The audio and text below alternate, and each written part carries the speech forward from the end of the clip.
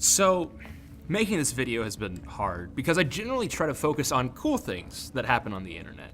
There's a lot of negativity online, but it doesn't generally bother me because it just seems like the general shittiness of reality that I can observe from a distance. I'm not comforted by the fact that it exists, but I am comfortable with the fact that I can watch it, learn from it, and be ready for it if it ever pops up in the real world. Technology is so often this foreign and scary thing, so it's understandable that people would blame a lot of this negativity on the technology.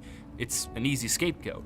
Science fiction is so often a horror story because someone was able to see where certain tools were leading us and say, okay, heads up, this is gonna start sucking very soon. I made this channel though because I think the good of the internet far outweighs the bad.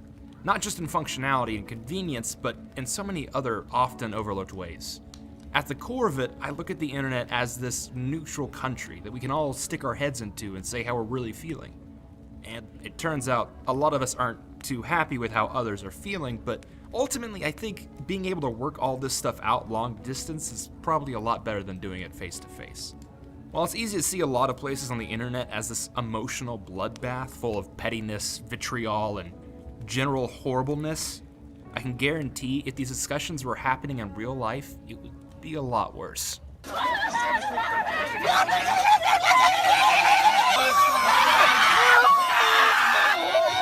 Net neutrality's repeal, though, was a new kind of internet shittiness that I wasn't super accustomed to. It was a feeling of helplessness. If you aren't aware of what net neutrality is or why it's important, to summarize, the people who provide us internet are hoping to have more power in deciding how easy it is for us to access certain websites.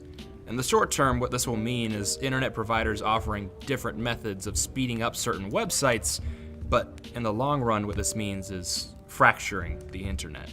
We currently have an open internet where all websites are treated the same, and it's just as easy to visit a small website as it is to visit a large site like Amazon, Facebook, or YouTube. But if internet providers have their way, they can start to hold internet speed for ransom, slowing down traffic for certain websites if they don't pay extra to get special treatment.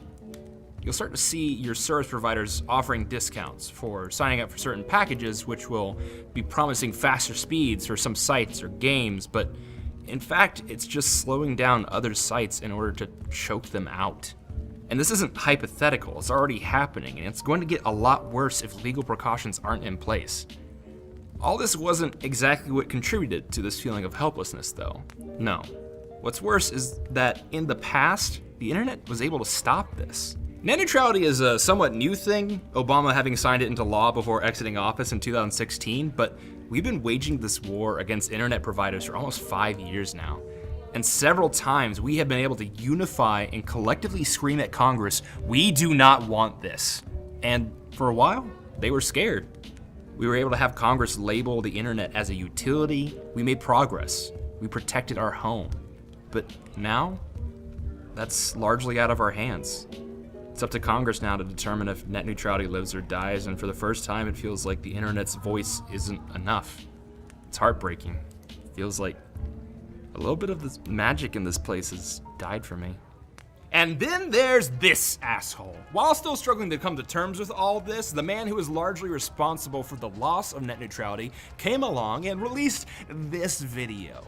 Hi, I'm Ajit Pai. I'm the chairman of the FCC. Here are just a few of the things you'll still be able to do on the internet after these Obama-era regulations are repealed. You can still gram your food.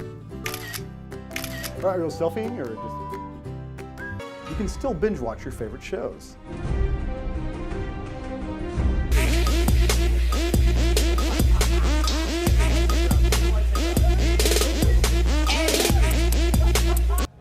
Honestly, the worst thing that's come from all this has been this damn video. It's a struggle for me to even get through the entire thing. There used to be a subreddit called Punchable Faces that was eventually banned due to threats of violence, but the whole theme of the sub was posting faces that, just by looking at them, made you want to punch them.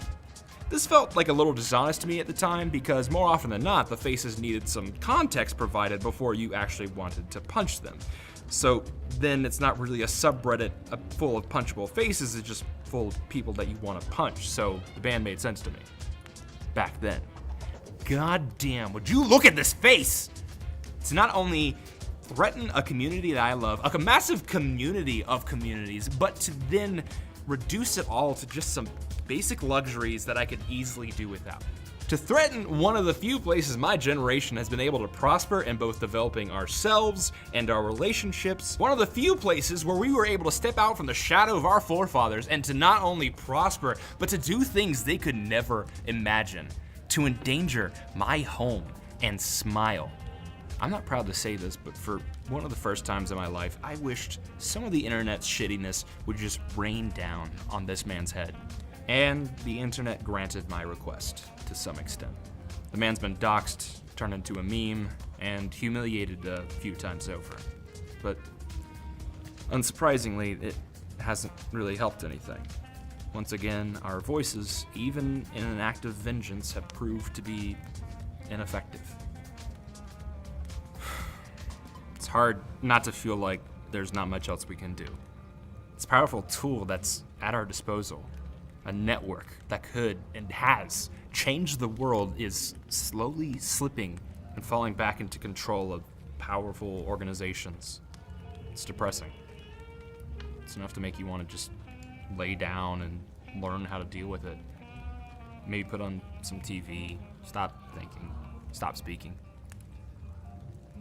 That was when I realized that's exactly what they're hoping we do. They want us to stop caring, to stop clawing. I don't know if that feeling of helplessness will ever truly go away, but I sure as hell am not just gonna let them take my home from me. They're gonna have to fight me for it. So, what now? First of all, I want to mention the organization Demand Progress has been a great comfort to me. They're a group of internet activists that have been hella on top of this whole thing from the very start. If internet service providers are the big evil army, Demand Progress are the scrappy freedom fighters making their lives harder at every single turn. Every time an internet provider has tried to sneak something through Congress, these people have been great at not just spotting it, but also getting the word out and forming a quick retaliation. They're the ones you want to see if you want to take some immediate action. I'll place a link down below in the description, but if you're looking for something more long-term, I have no guarantees, but I do have an idea.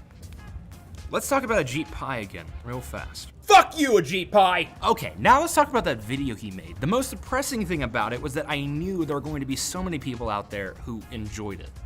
Because to them, the internet is just this angry hornet's nest of people complaining about their lives. They don't realize that the internet is more than just a luxury.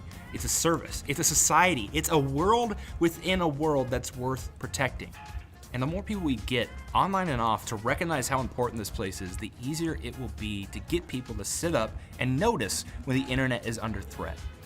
The next time you hear someone complaining about a website that you love, don't be afraid to tell them why it's important to you. Whenever you hear someone whine about people spending too much time on their phones, try to take some time to explain to them all the cool stuff you can do on there. You're not just staring at a screen, you're looking out a window. And if you don't feel like doing any of that stuff, maybe just send them one of my videos. I don't make any money off of this channel. I do it purely because I love the internet and I love talking about it. And maybe you don't love the internet as much as I do. Well, I don't know if I can change your mind on that, but I do know I've got a lot more cool stuff to show you. Have a good night, Netscape Navigators.